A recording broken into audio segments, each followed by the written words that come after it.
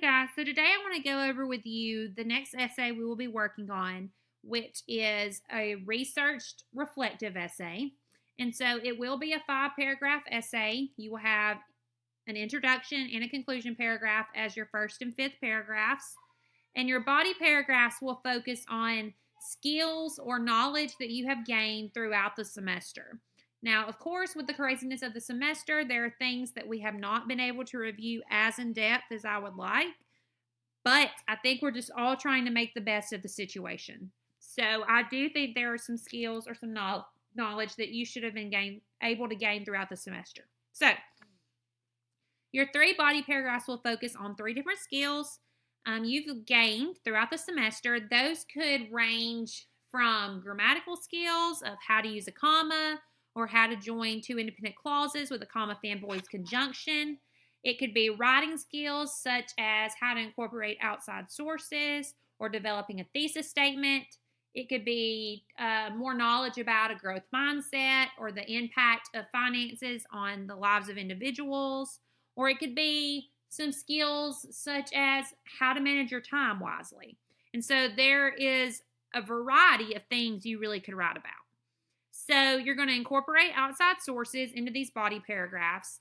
These outside sources should either be defining the skills that you're discussing or sharing how important they are in some way. You have to have at least 3 outside sources that are cited within your essay and then on your works cited page. And you're going to discuss the overall impact these skills will have in your life as far as personally, professionally, academically. And so that's going to be part of your body paragraphs.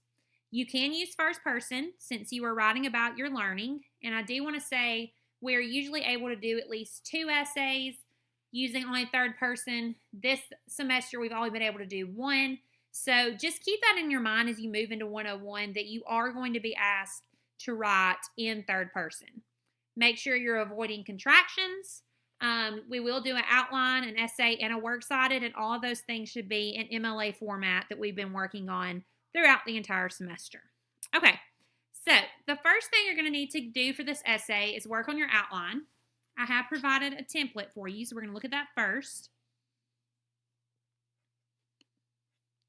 Okay, so your template tells you what you need to put where. So, of course, you're going to have your thesis statement up here. Make sure you change your title as well. But then it kind of breaks down these different parts that you're going to be including. And then when you put your body paragraphs together, you can use this as a start and then fill in around the information. So you're going to have a complete sentence here that introduces the first skill you gained. So you cannot just say incorporating outside sources because that's not a complete sentence. It would have to be incorporating outside sources is an imperative part of the writing process or something along those lines, okay? And so that would be something that could serve as your topic sentence or the first sentence of your body paragraph. So then your A should be your outside source. So I'm going to show you in a minute as far as outside sources for this essay. I'm going to be a little more lenient with those because most of the time you're going to be given requirements or kind of rules as far as you can only use .edu or .org, AVL for your research. But for this specific essay, I'm not going to have as many stipulations on that. Okay.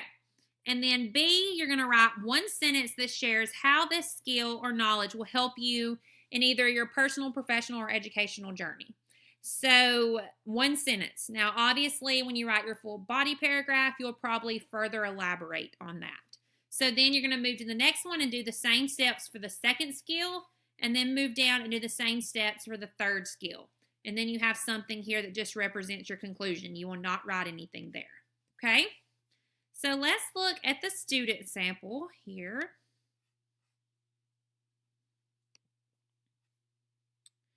Okay. So first off, we have this thesis.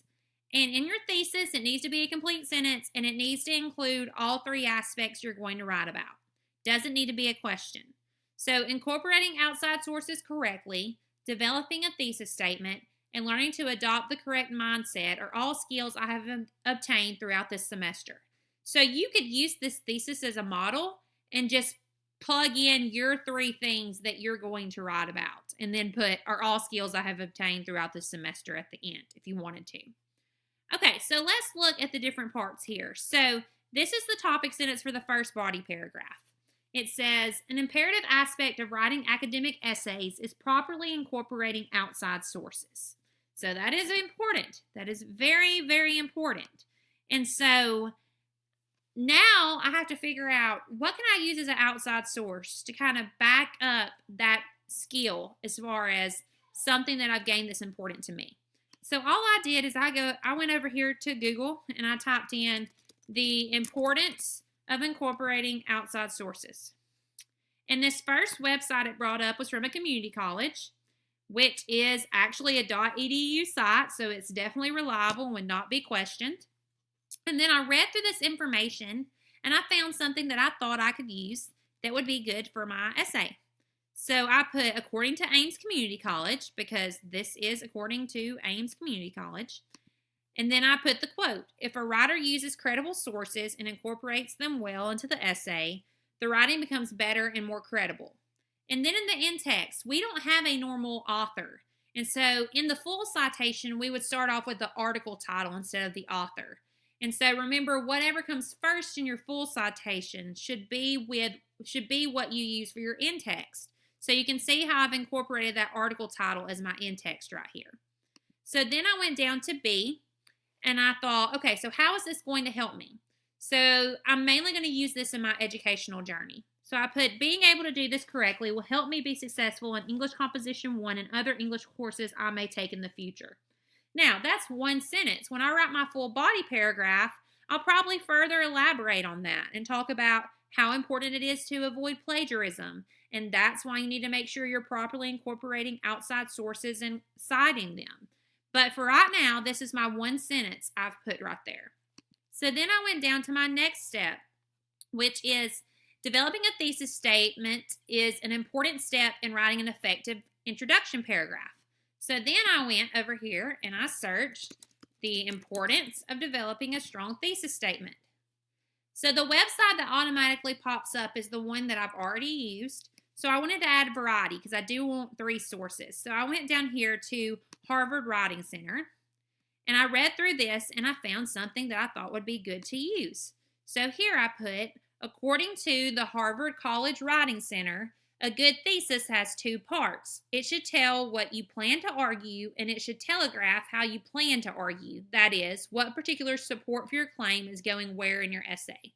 So then for my in-text, I have developing a thesis.